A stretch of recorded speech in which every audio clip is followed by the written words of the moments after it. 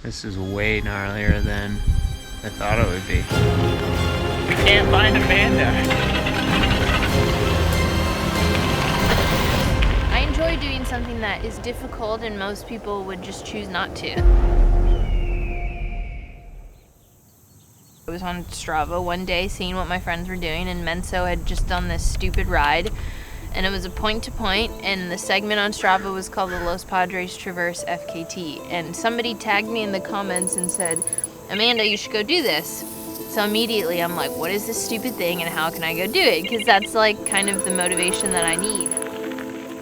Rode the start of the Traverse segment on Saturday. It's easier to be a little bit risky now that I know what the beginning climb is like. I'm sure it's gonna suck when I'm going hard, but it was nice. That concludes Scout number 1. Done. And then 2 days later, we came and drove to the finish segment, which is somewhere just over there, and got to ride up from the finish. Good morning. Good morning. How was the drive? Found a bathroom on the way.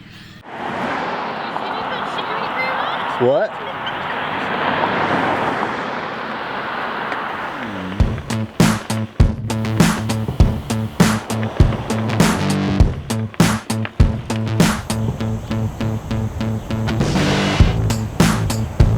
So one thing we talked about on the way up here is the snow potential up there.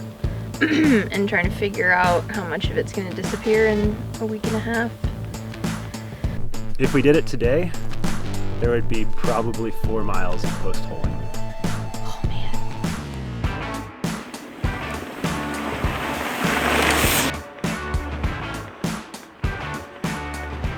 Now I know what to expect and just like kind of go really hard for an hour and then undulate from there. But I think I do better with the like modulated efforts like after those first 10 miles. So yeah, that's what I'm excited for, I think, and getting that first part out of the way. There's enough descending after that climb that I was able to go into a pretty good hole on that climb, knowing that I would be able to recover. You get mini recovery Yeah, sections. a lot of heart rate recovery.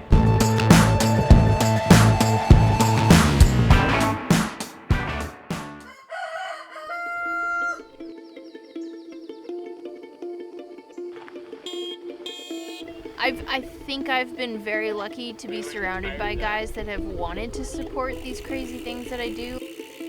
I'm Dave Sheik, and I like to play outside. She's ridden this bike before, like she's had the Air 9 and raced it from back in the day with like XC stuff, and you know, like the full suspension would be more comfortable. She just wants to go with like the lighter bike. She's got a dropper on it. A few minutes behind schedule, but I think it's gonna be okay.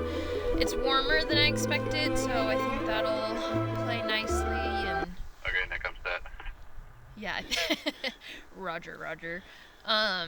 Yeah, so I think it should be good. I'm optimistic.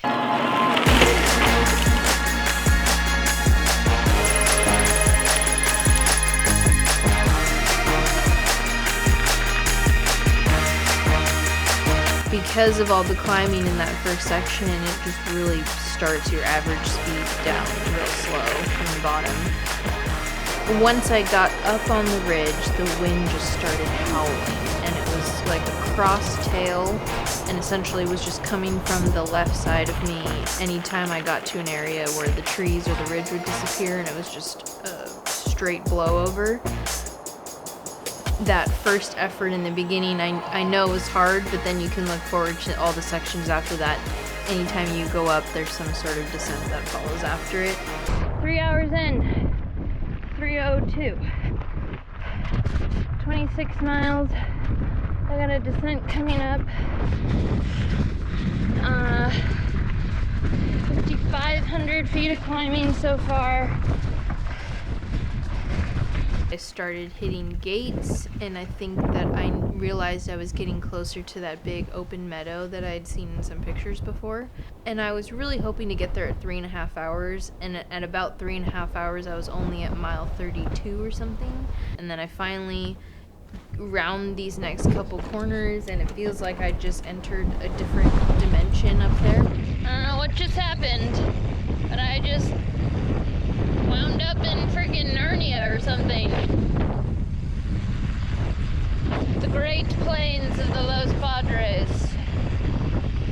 And at one point my bike came to a complete stop because it was fully covered in mud.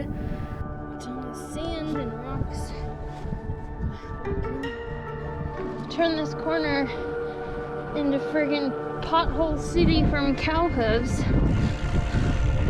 Now my brain just rattled out of my head. Is that real? I don't even know. At the point, I would say mile 51 was when I started hitting snow patches and getting off, getting on, riding, trying to ride, getting stuck, getting off my bike and just pushing it.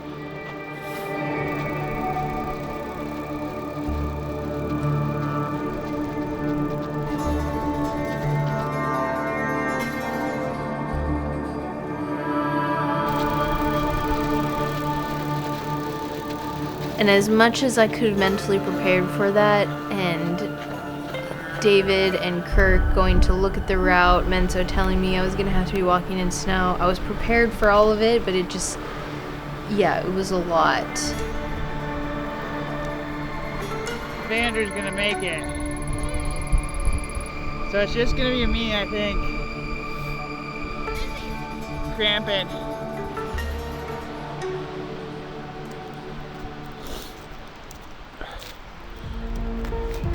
It was probably 4 at that point, and so we had 2 hours to get down.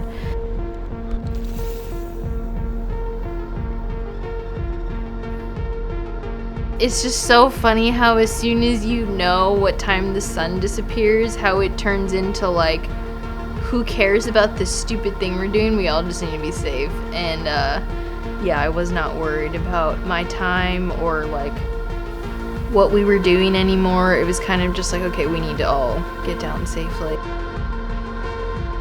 I have 8 more miles. 8 more miles. And the sun has officially set.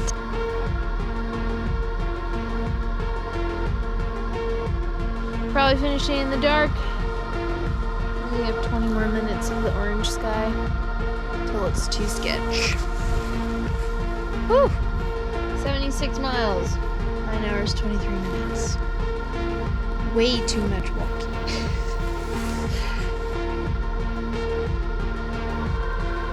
And afterwards I was sitting there, I'm like, yeah, I'm tired, but I'm not exhausted.